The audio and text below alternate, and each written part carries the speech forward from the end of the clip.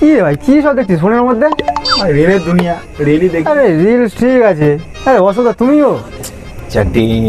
বাবা চ্যাটিং করছে, কেউ এদিকে ব্যাটিং করছে। আবার কে এটিএম ফেটিএমে যাবে এখন? ক্যাশও নেই, কি করা যায়? বলছি তোর কাছে ক্যাশ হবে? আমি অনলাইন করবো।